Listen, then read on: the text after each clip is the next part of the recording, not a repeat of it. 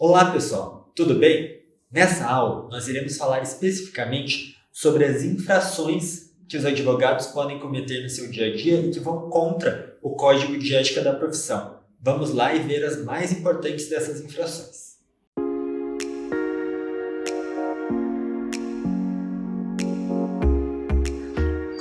Então, nós vamos falar agora sobre as infrações éticas e o seu julgamento. Quais são as perguntas que nós vamos ver respondidas durante essa aula? A primeira delas é: o que configura uma infração ética? O que é uma infração?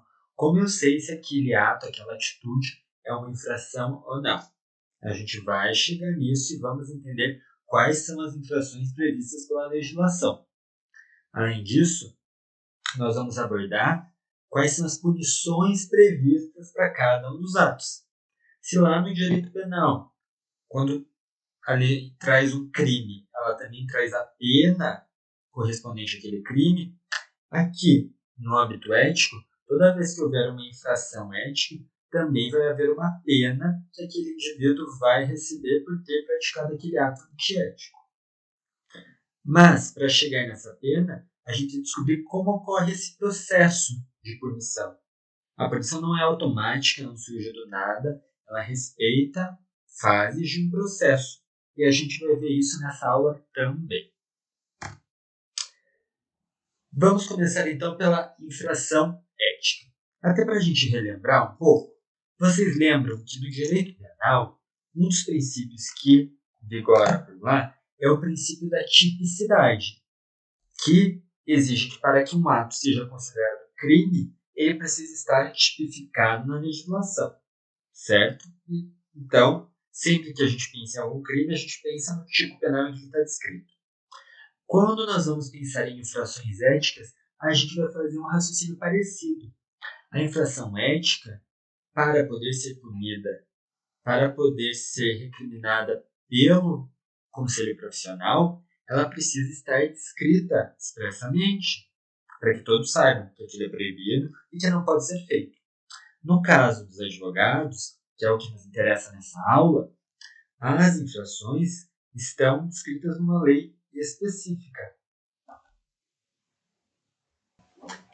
Essa lei específica é o Estatuto da Advocacia, do qual nós já falamos nesse assunto da ética, porque ele é muito importante.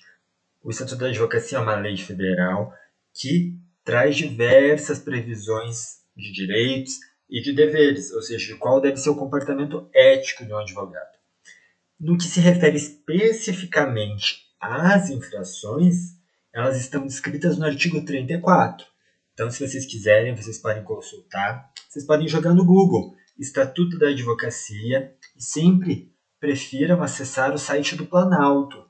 O site do Palácio do Planalto disponibiliza a legislação. Como o Estatuto da Advocacia é uma lei federal, ele está lá, que é uma lei lá de 94. Então, vocês podem acessar e ler lá no artigo 34. Vocês vão ver que é uma lista muito grande, com muitos e muitos incisos, porque cada um dos incisos é uma infração ética que pode ser cometida por um advogado. E vocês vão perceber, se vocês fizerem essa leitura nos artigos subsequentes, eles vão mencionar as punições possíveis e cabíveis. Mas essas sanções são diferentes. Existem sanções mais graves, existem sanções mais leves. E é isso que nós vamos ver nessa aula. Quais são as sanções e para quais infrações elas se aplicam.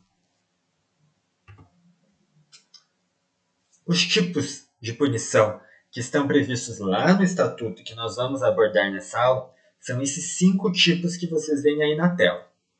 Nós temos a censura, nós temos a advertência, nós temos a suspensão, a exclusão e a multa. Como eu já falei, cada um deles diz respeito a uma situação específica. Certas infrações vão atrair a incidência de um tipo de sanção.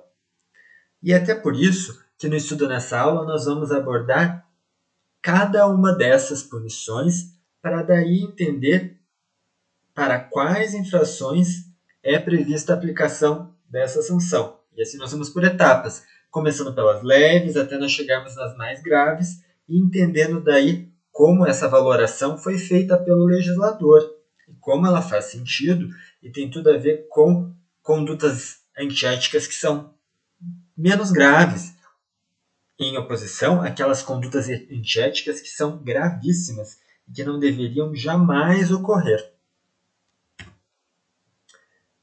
A primeira delas que nós vamos abordar é a censura. Vocês vão perceber logo de cara que a censura é a punição prevista para aquelas infrações mais leves do nosso ordenamento.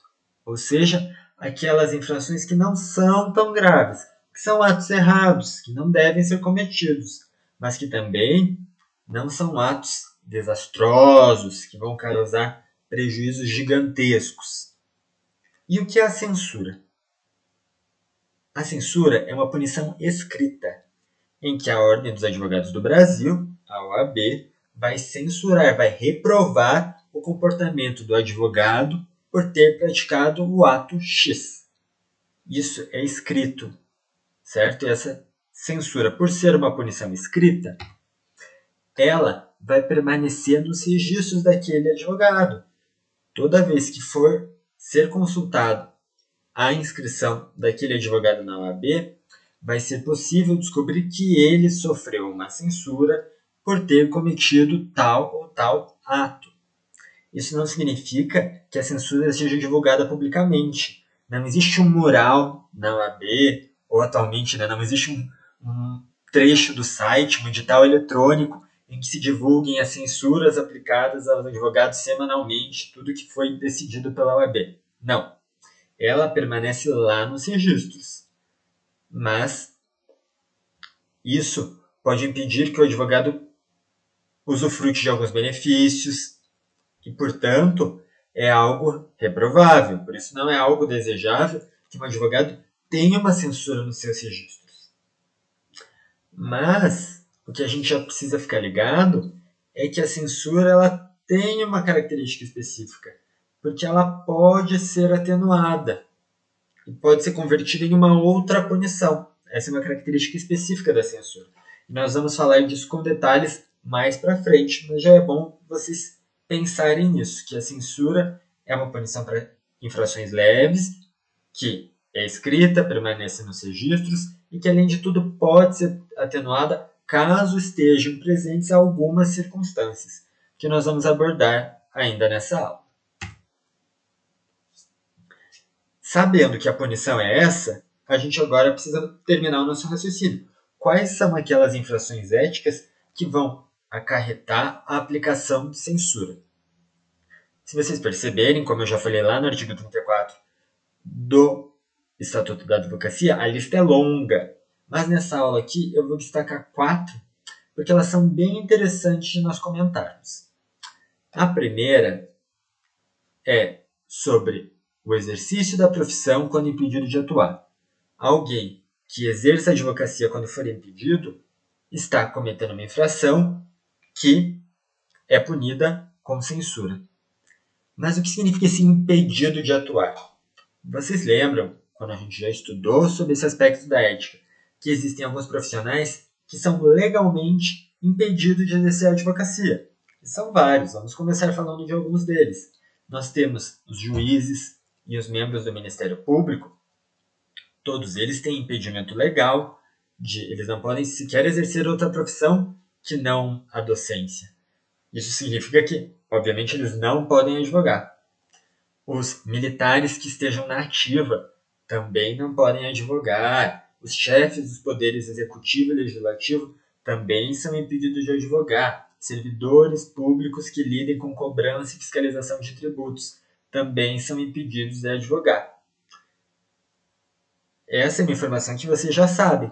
Mas vamos imaginar que algum desses indivíduos que nós mencionamos vá lá e ajuize uma ação para o seu cliente.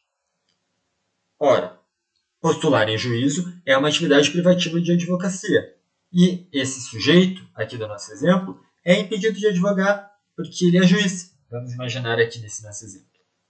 Olha, ele exerceu a profissão quando ele era impedido de atuar. Isso é uma possibilidade de aplicação da punição de censura.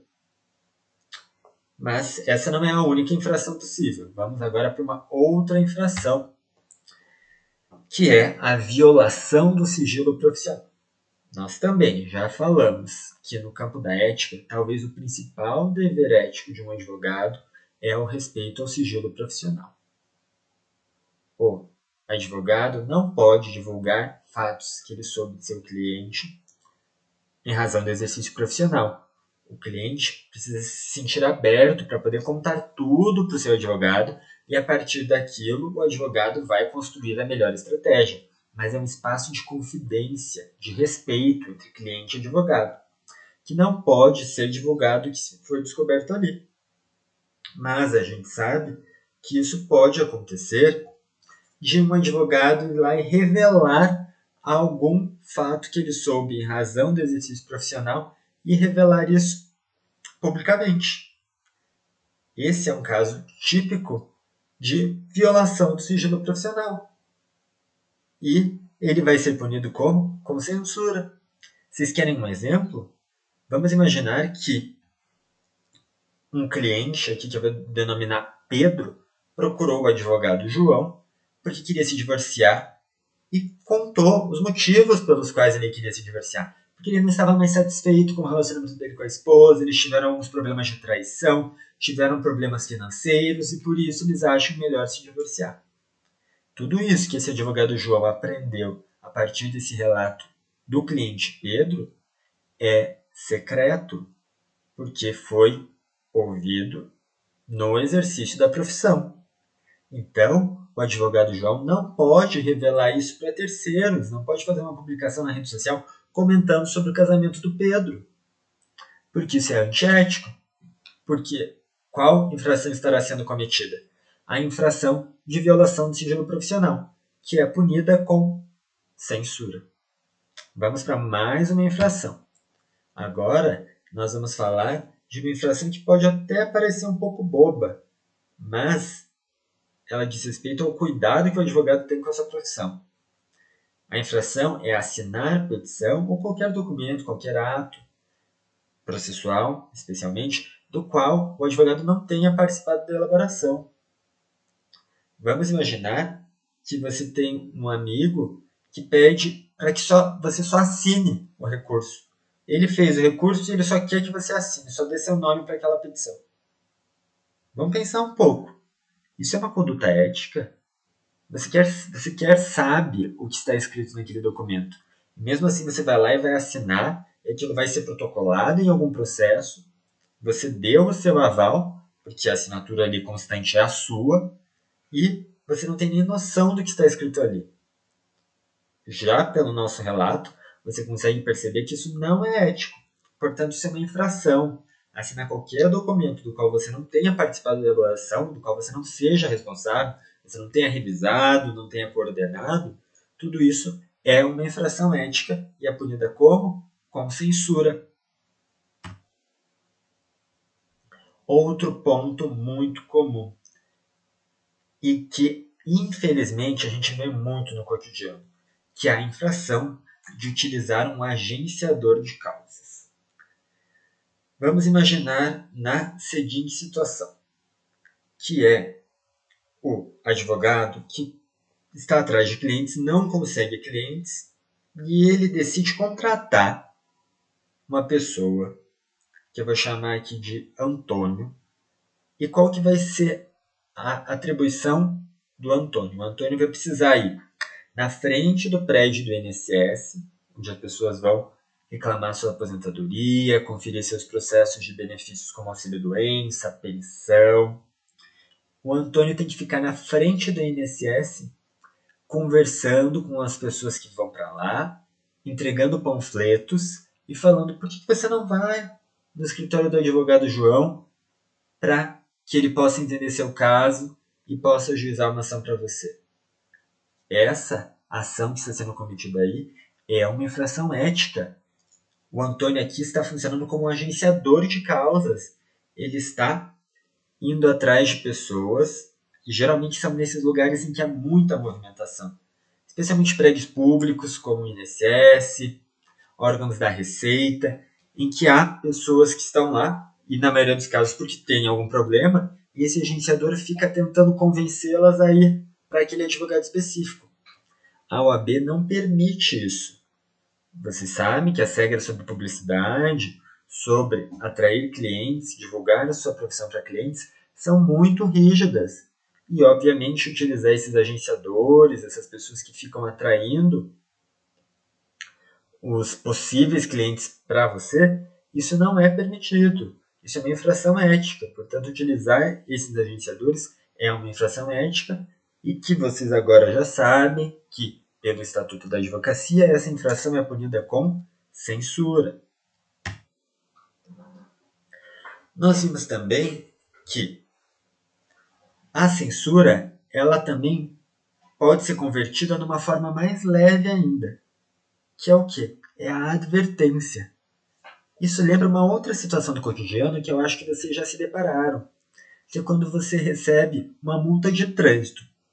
Alguns de vocês com certeza já devem ter recebido, e talvez vocês saibam, por terem prestado atenção nas aulas da autoescola, de que o condutor que recebe uma infração leve, a depender de alguns critérios, como não ter sido punido ainda, ele pode solicitar que aquela multa leve seja convertida em uma mera advertência.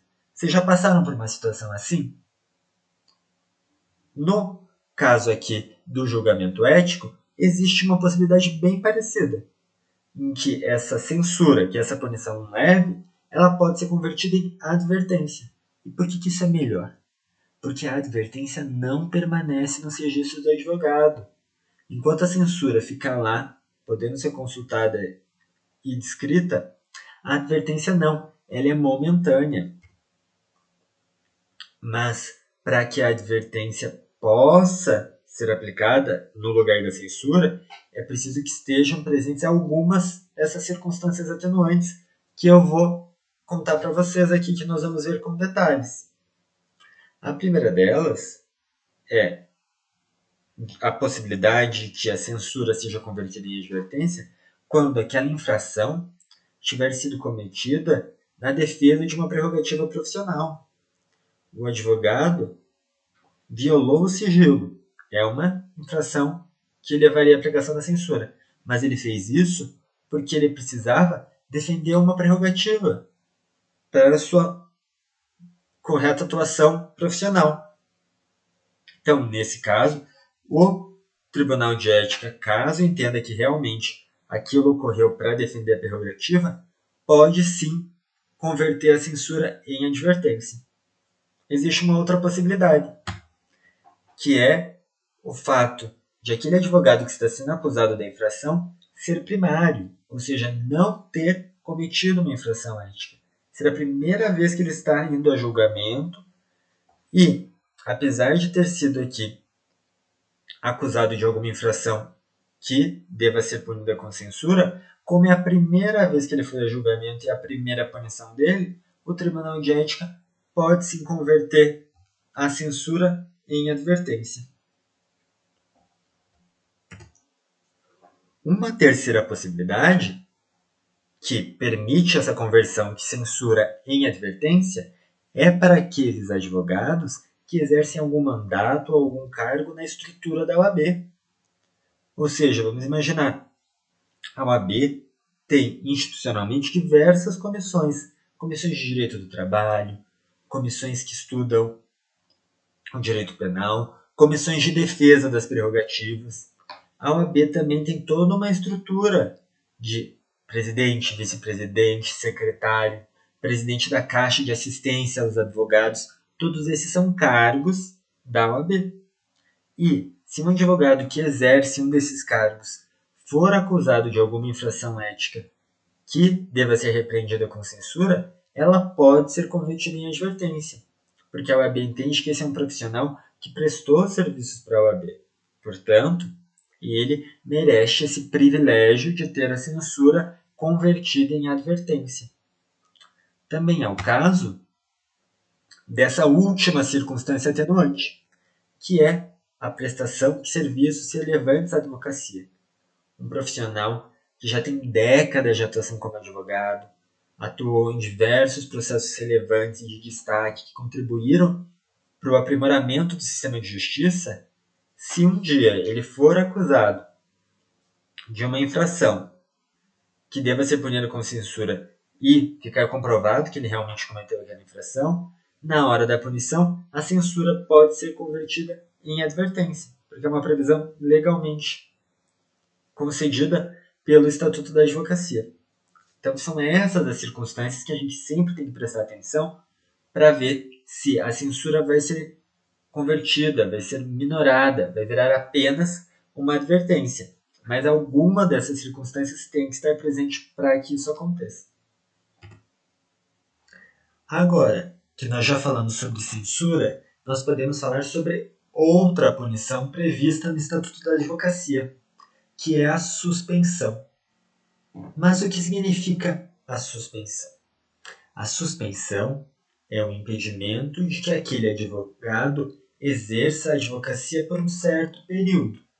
Ou seja, a partir do momento em que o advogado é suspenso, por um determinado período de tempo, todas aquelas atividades que são privativas da advocacia, que eu tenho certeza que vocês já sabem de cor, postular em juízo, exercer assessoria jurídica, vistar os atos das pessoas jurídicas, todas essas atividades não podem mais ser exercidas. Logo, vocês percebem que essa punição é mais grave do que a censura, muito mais grave que uma advertência. Portanto, ela é aplicada para as infrações que são mais graves do que aquelas infrações que só são punidas com censura. E qual é esse prazo para a aplicação da suspensão? Se vocês forem abrir lá no Estatuto da Advocacia, vocês vão ver que o prazo previsto é de 30 dias como prazo mínimo e um prazo máximo de 12 meses de suspensão. Mas tem uma exceção. Sempre tem uma exceção, né? Então é importante a gente pontuar. A exceção nesse caso é para uma infração específica, que ocorre quando o advogado não presta contas a seu cliente dos valores que recebeu em uma ação. Nesse caso específico desta infração, a suspensão pode ser prolongada até o momento em que o advogado prestar contas. Se passarem 12 meses e o advogado ainda não prestar contas, a suspensão pode continuar. Só para vocês entenderem essa questão de prestação de contas ao cliente, vamos imaginar um processo no qual o advogado João era o procurador do seu cliente Pedro e o Pedro ganhou a ação. A empresa foi condenada a pagar para ele R$10.000. E foi emitido um alvará e o advogado tinha poderes na procuração, foi lá no banco retirar o alvará. E depositou só 5.000 pro Pedro. E o Pedro perguntou pro advogado João: João, por que eu ganhei R$10.000 e agora você só transferiu para minha conta 5? Por favor, preste contas. Ou seja, esclareça o que aconteceu. Nesse caso, é dever do advogado prestar contas para o seu cliente. Ele precisa explicar. Realmente, o alvará era de R$10.000, mas sobre eles incidiram tributos, mostrar para o seu cliente que houve uma dedução de algum imposto, por exemplo, que houve a cobrança de honorários e que esses honorários foram cobrados no percentual pactuado e, portanto, o valor final foi X. Esse ato de prestação de contas é obrigatório e precisa ser feito pelo advogado, sob pena de ser punido com suspensão que pode durar até o momento em que ele, enfim, prestar contas para o seu cliente.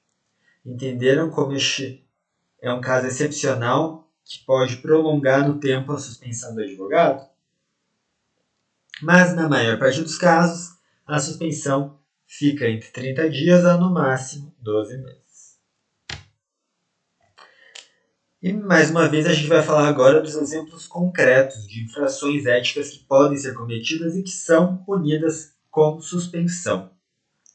O primeiro caso que nós vamos falar é daquele advogado que ele incide reiteradamente, ou seja, repetitivamente, várias vezes, em cometer erros. E esses erros são tão graves que eles revelam a inépcia profissional. Inépcia é a falta de habilidade, a falta de capacidade de atuar. Um advogado que atua na área civil, por exemplo, ele precisa saber quais são os prazos para interpor os recursos da área civil. Por quê? Se ele perder o prazo do recurso, ele prejudica seu cliente. Ou seja, é um erro que mostra que ele não está habilitado para exercer a profissão. E se ele repetir esse erro várias vezes, vai estar configurada esta infração ética, porque ele vai ter incidido reiteradamente em erros que demonstram a sua inépcia. E, portanto, ele pode ser levado a julgamento e pode ser suspenso. Perceberam, né? Como esse dever que o advogado tem de agir de maneira competente, ele se revela aqui nessa infração ética, né? O advogado precisa respeitar esse dever para que não cometa esta infração. Outra infração que pode ser cometida é o recebimento de valores pelo advogado sem que o cliente tenha autorizado. É comum que advogados tenham procuração dos seus clientes para receber os valores de um processo, mas também pode ser que a procuração não preveja este poder de recebimento de valores. Isso também é normal, não é nada estranho.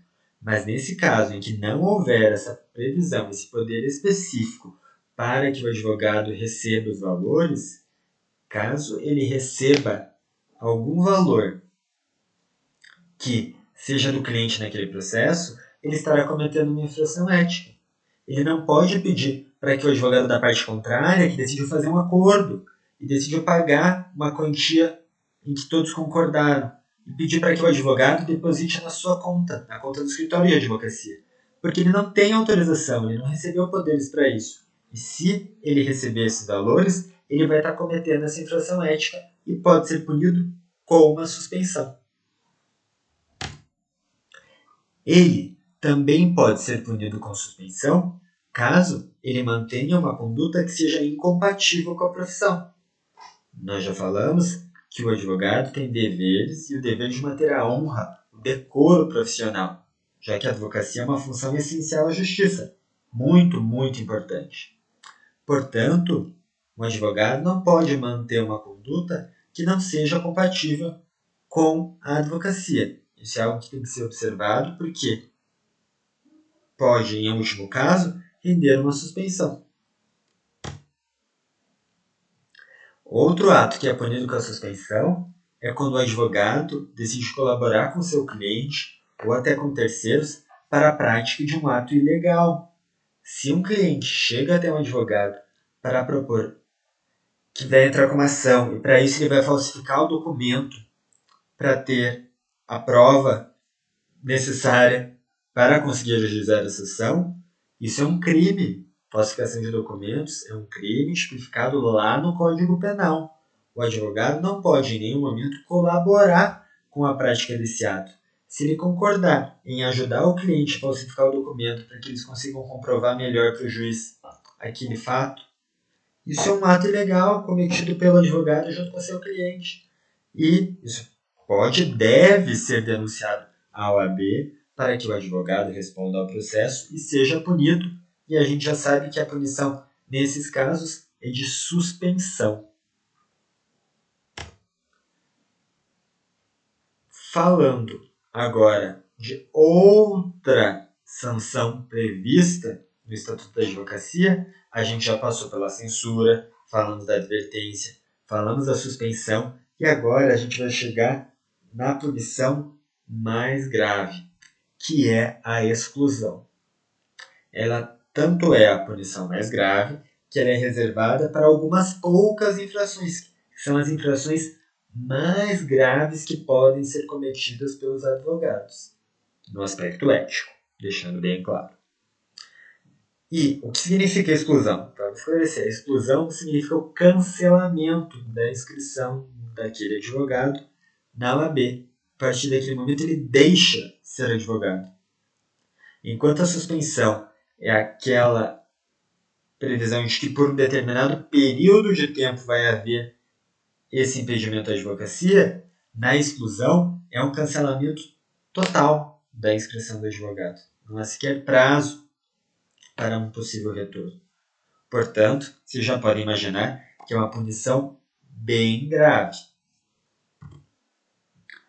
Por ser tão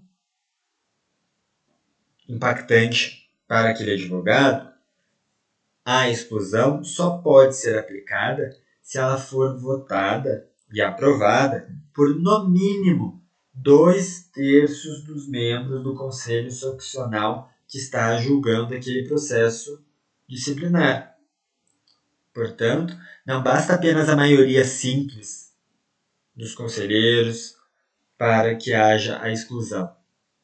É tão grave, é tão danosa, que essa punição precisa ser levada ao Conselho Seccional, os conselheiros irão votar, e se mais de 2/3, ou seja, mais de 66% dos membros do Conselho votarem pela exclusão, aí sim é que ela será determinada e será efetuada.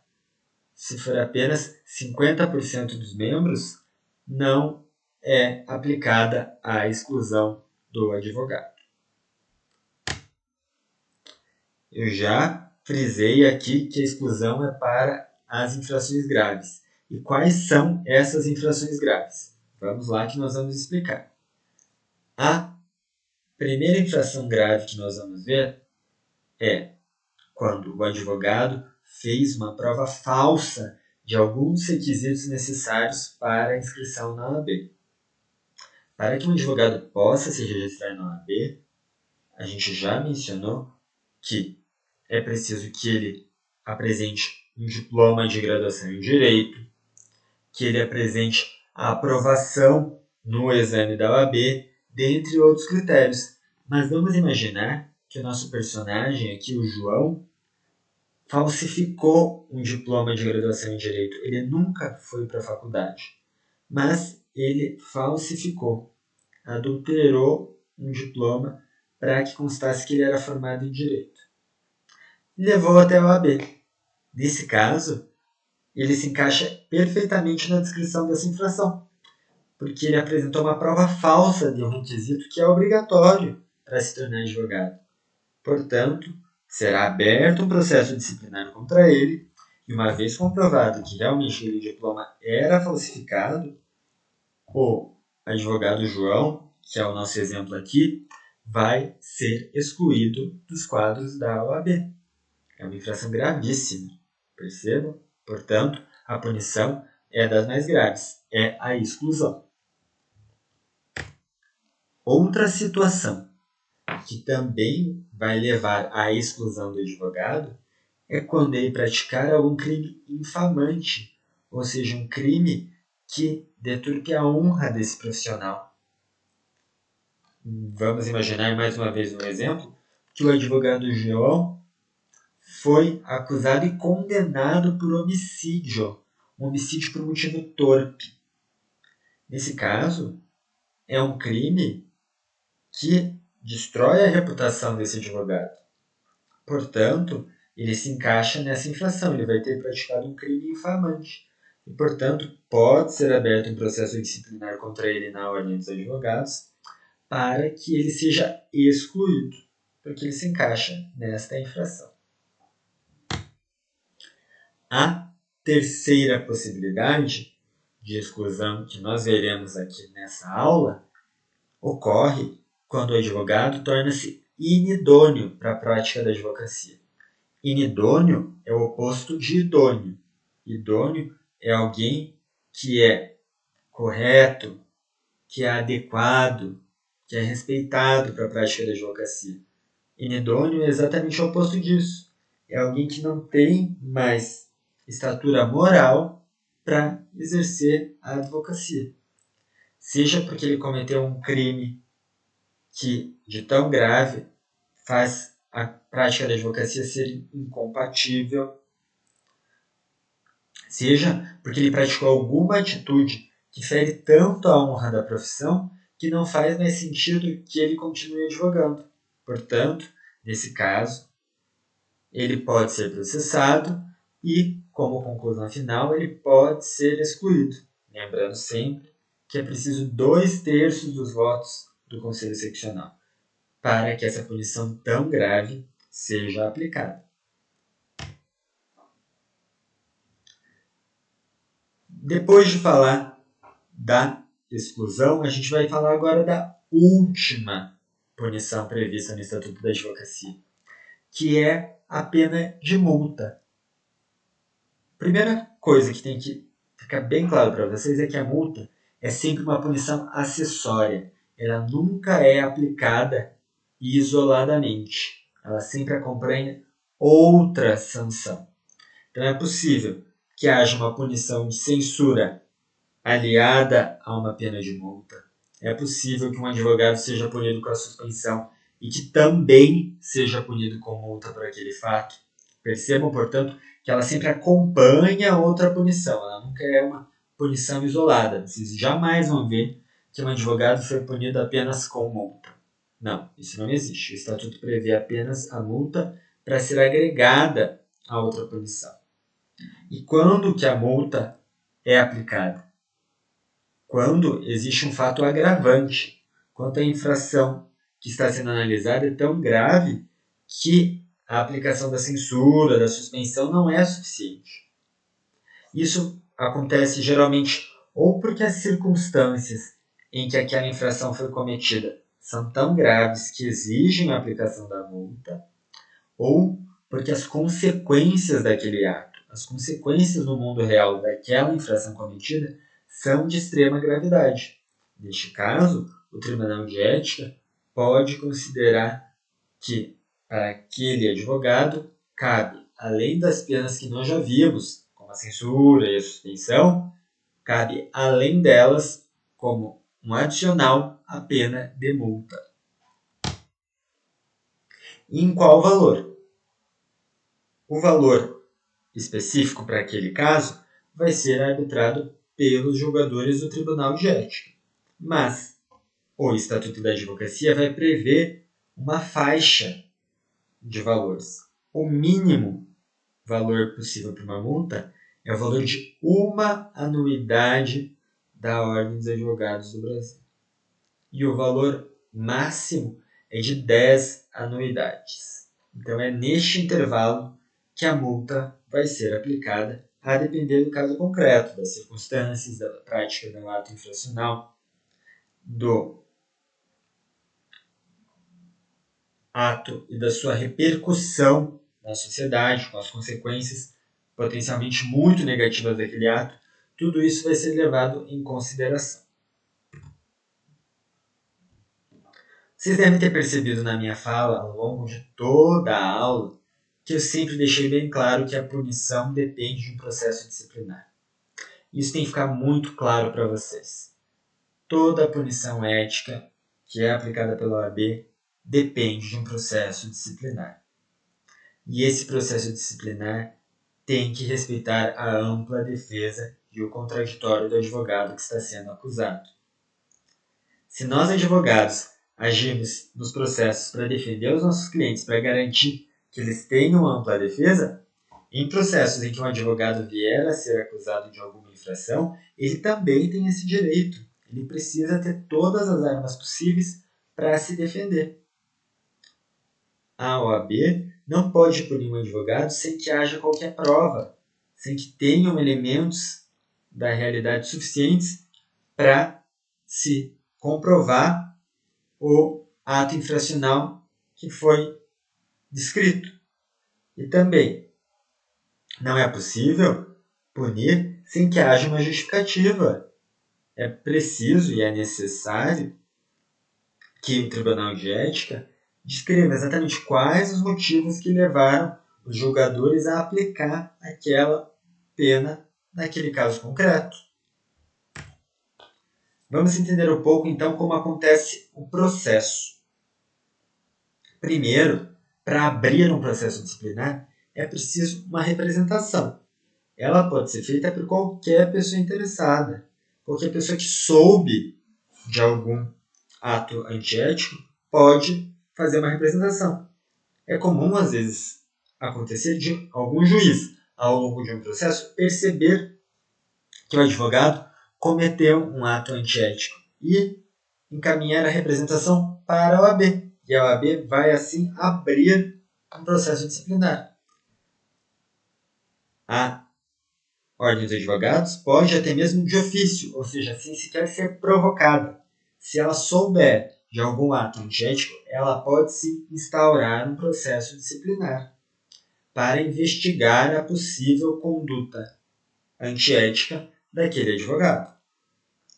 Uma vez feita essa representação, aberto um processo, deve sempre ser concedido prazo de defesa ao advogado que está sendo acusado. Ele precisa ter um prazo para poder apresentar a sua versão do fato, os seus argumentos, ele precisa apresentar os documentos que ele entende que são relevantes para aquele caso, que vão esclarecer que ele não cometeu nenhuma atitude antiética. Ele precisa indicar as testemunhas que vão esclarecer para o tribunal que não houve ali qualquer atitude antiética. Tudo isso é a maneira de garantir a ampla defesa do acusado e o processo disciplinar precisa respeitar isso. Como eu falei, existe uma produção probatória. É possível que as partes, quem representou e aquele que está se defendendo, produzam provas, indiquem pessoas para que sejam colhidos os depoimentos, que peçam talvez uma análise pericial, caso estejamos falando de uma prestação de contas e seja necessário o auxílio de um contador especializado para entender qual foi a infração cometida ali ou não. Todas essas são provas que podem ser pedidas e que vão ser produzidas ao longo deste processo disciplinar.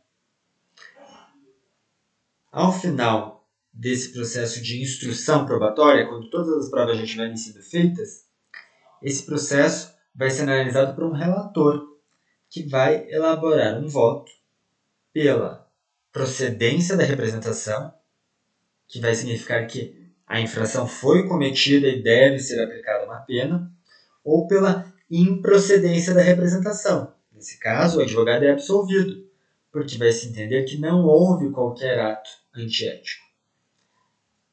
E o relator vai elaborar esse voto, mas vai levar a julgamento, não é uma decisão isolada. É uma decisão que é tomada pelos membros do Tribunal de Ética e Disciplina.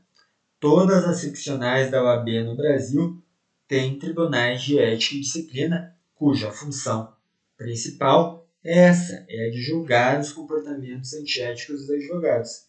E são esses membros, que são os julgadores deste tribunal, que vão avaliar se é o caso de aplicar uma punição e qual deve ser a punição, sempre respeitando as previsões lá do Estatuto da Advocacia. Qual é a punição prevista para esse ato infracional?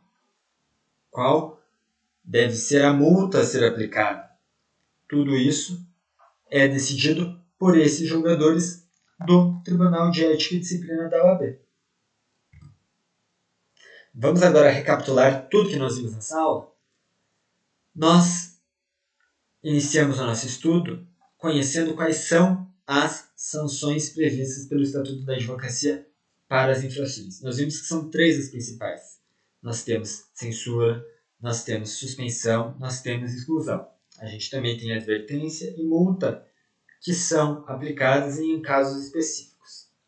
A censura é para aquelas infrações mais leves, como a violação ao sigilo profissional.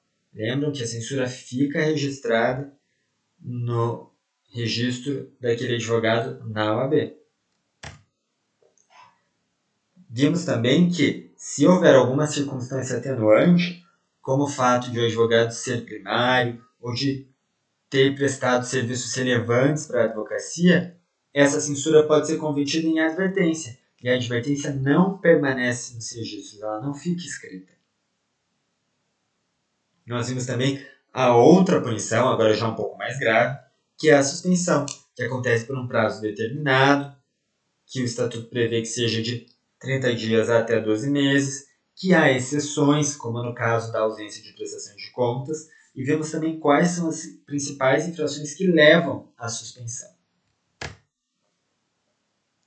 Nós vimos a punição mais grave de todas, a exclusão, para aqueles casos muito, muito graves, como fazer prova falsa de um dos requisitos que são necessários para o registro na OAB, ou ter praticado um crime infamante.